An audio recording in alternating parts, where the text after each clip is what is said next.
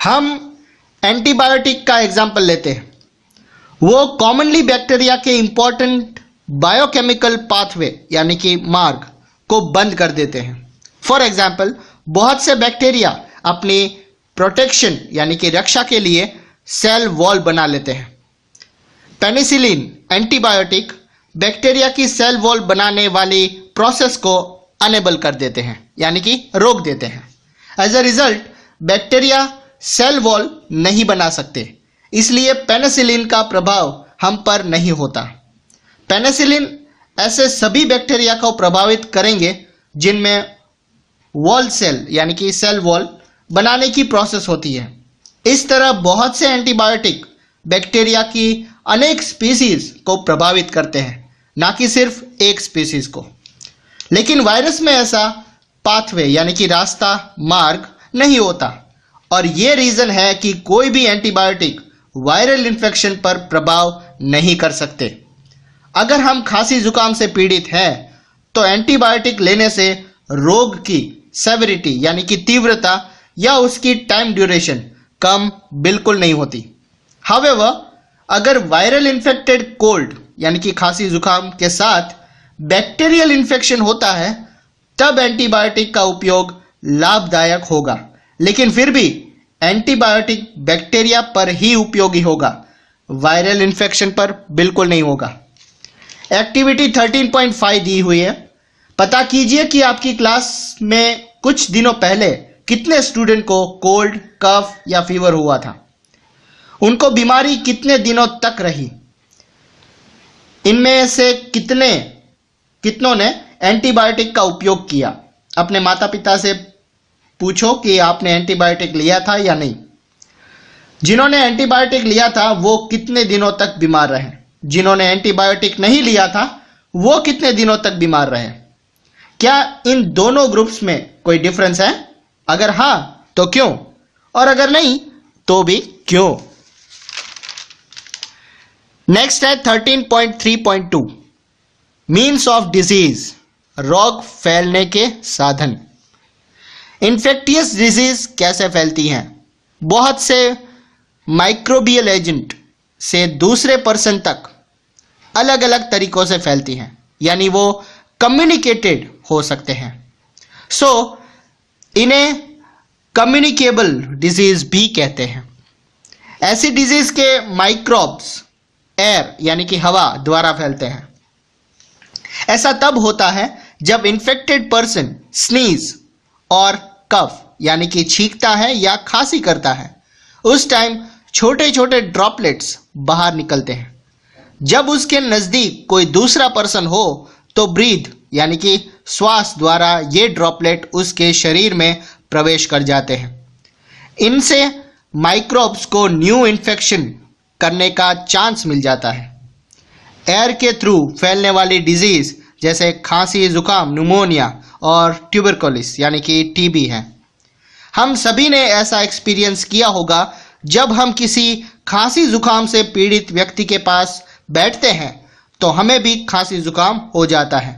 जहां पर ज्यादा भीड़ होगी वहां पर एयरबॉर्न डिजीज यानी कि हवा द्वारा फैलने वाली डिजीज भी ज्यादा होगी। वाटर यानी कि पानी, वाटर के थ्रू भी डिजीज फैल सकती हैं। जब इन्फेक्टियस गट डिजीज जैसे कॉलेरा से पीड़ित व्यक्ति के एक्सेट्रा यानी कि मलमूत्र ड्रिंकिंग वाटर में मिल जाती है, और अगर कोई स्वस्थ व्यक्ति जाने अनजाने में इस पानी को पीता है तो माइक्रोब्स को एक नया होस्ट मिल जाता है, जिससे वो भी इस डिजीज से ग्रस्त हो जाता है। ऐसी डिजीज ज्यादातर क्लीन ड्रिंकिंग वाटर ना मिलने के कारण फैलते हैं। छोटी छोटी ड्रॉपलेट्स वायु वेग के साथ मिनटों से घंटों तक एनवायरमेंट में यानी कि वातावरण में प्रवाहित होती रहती है। द सेक्सुअल एक्ट द्वारा दो लोग शारीरिक रूप से एक दूसरे के संपर्क में आते हैं।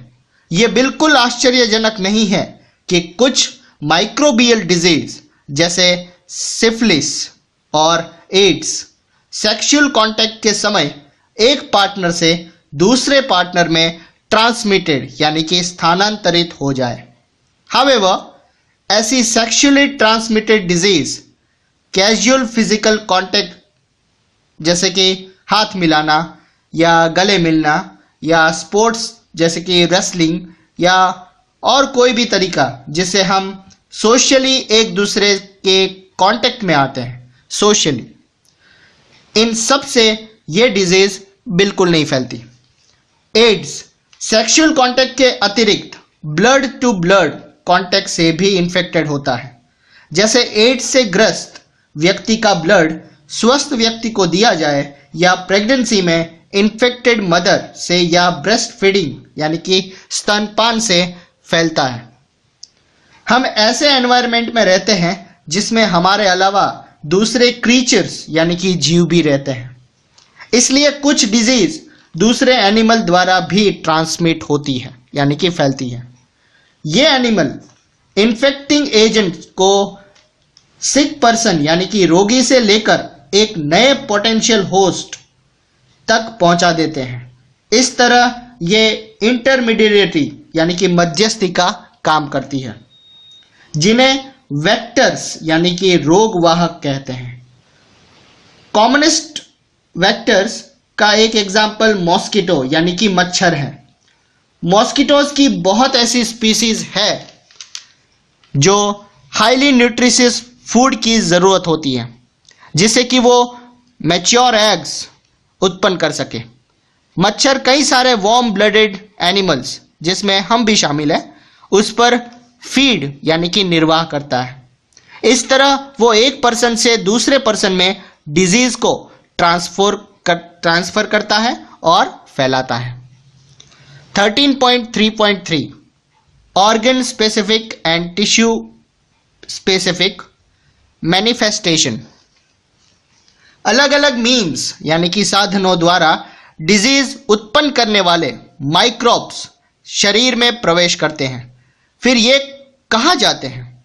माइक्रोब्स कंपैरिजन में शरीर बहुत बड़ा है, इसलिए हमारे शरीर में बहुत सी पॉसिबल प्लेसेस, ऑर्गन्स और टिश्यूज हैं जहां ये माइक्रोब्स जा सकते हैं। क्या सभी माइक्रोब्स एक ही ऑर्गन या टिश्यूज में जाते हैं या वो अलग अलग स्थानों पर जाते हैं? डिफरेंट स्पीसीज की माइक्रोब्स शरीर के अलग अलग भागों में इवॉल्व यानी कि विकसित होते हैं। ऐसा सिलेक्शन उनकी एंट्री पॉइंट पर डिपेंड करता है, मतलब वो कहां से एंटर हुए हैं। अगर वो हवा से नाक द्वारा एंट्री करे तो ये लंग्स यानी कि फेफड़ों में जाएंगे। ऐसा बैक्टीरिया से होने वाले ट्यूबरकुलोसिस में होता है। अगर ये मुंह के द्वारा प्रवेश करते हैं तो ये आहार नाल यानी कि लीनिंग में रहेंगे। जैसे टाइफॉइड डिजीज उत्पन्न करने वाले बैक्टीरिया या ये लीवर में जाएंगे, जैसे जॉइंटिस, हेपेटाइटिस बैक्टीरिया जो पोलियो भी फैलाते हैं। लेकिन हमेशा ऐसा नहीं होता। HIV वायरस जो सेक्सुअल ऑर्गन्स द्वारा शरीर में प्रवेश करता है। लिम्फ नोड्स लसिका ग्रंथि जो टिश्यूज को साफ रखती है उसमें फैलता है। मलेरिया उत्पन्न करने वाले माइक्रोब्स जो मच्छर के काटने से शरीर में प्रवेश करते हैं वो लिवर में जाते हैं, उसके बाद रेड ब्लड सेल में आते हैं। इसी तरह जापानीज इनसेफ्लिटीज यानी दिमाग में जलन होना, ये एलर्जिक रिएक्शन से होता है। उत्पन्न करने वाला